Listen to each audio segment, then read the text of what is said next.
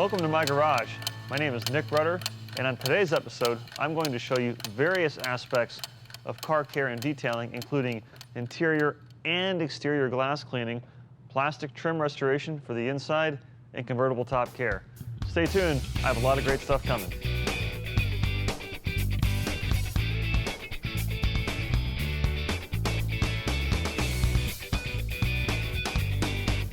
The inside of our vehicle is where we spend the most time, which is why today I'm going to show you how to restore plastic trim on the interior that becomes dull and faded with a white, nasty, oxidized haze over time. Now, there's a number of exterior plastic trim components that people restore all the time because they see the outside of the car and they want the plastic trim to look as good as the paint, but the inside is often neglected because it's not as obvious. Over time, like my Mustang for example, the plastic trim is worn out by abrasion, could be by your arm, or simply by sun damage because the sun, as it makes its way through your side windows, the rays are amplified and it causes UV degradation of the plastic trim.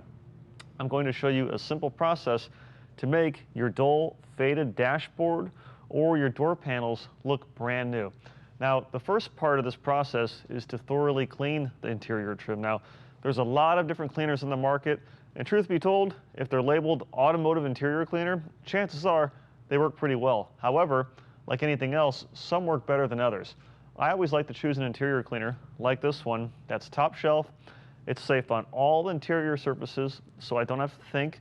You can use this product on leather, vinyl, plastic, carpet, upholstery, and everything in between. Plus, it doesn't have any type of fragrance, which when I'm cleaning, I don't want a harsh fragrance.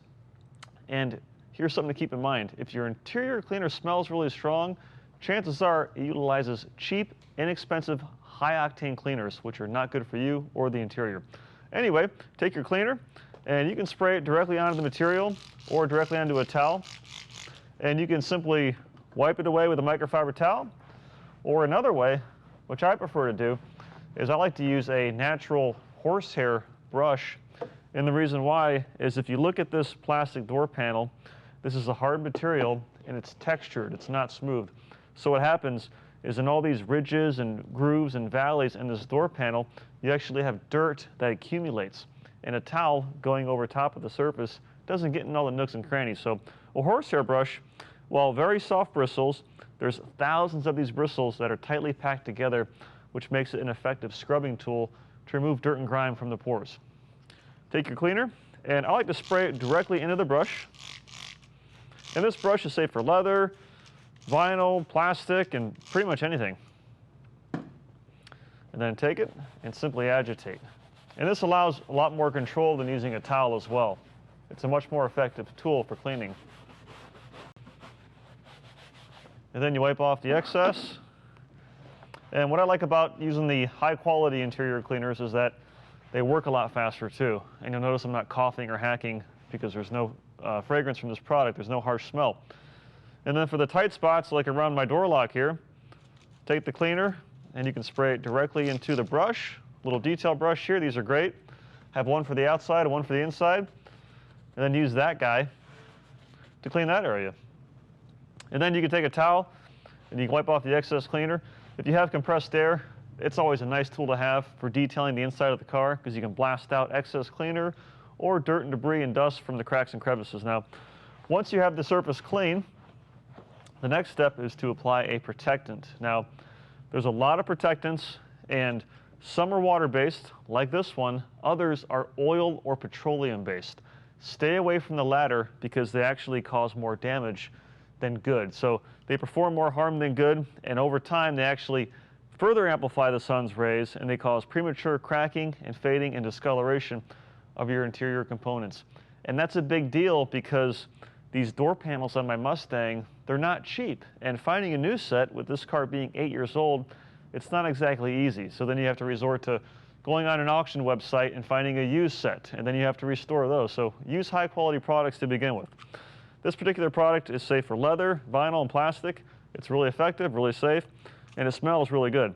And to avoid overspray, I like to spray the product directly into the applicator pad.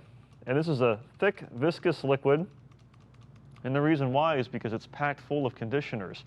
and it helps restore the natural plasticizer oils that are in this door panel from the manufacturing process. So that's lost over time. So you take your product, and then you can squeeze your applicator pad, and that helps spread it out and distribute it. And then you simply apply it to the material.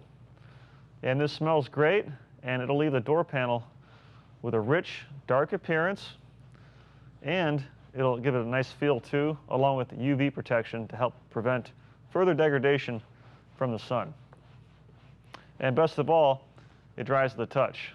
Once you apply it to the surface, take a microfiber towel and wipe off the excess. And depending on how faded your door or your dashboard is, it might take a couple coats because the panel will absorb the protectant. So those are some simple tips and tricks for keeping the inside of your vehicle clean and protected, as well as restoring any faded interior components.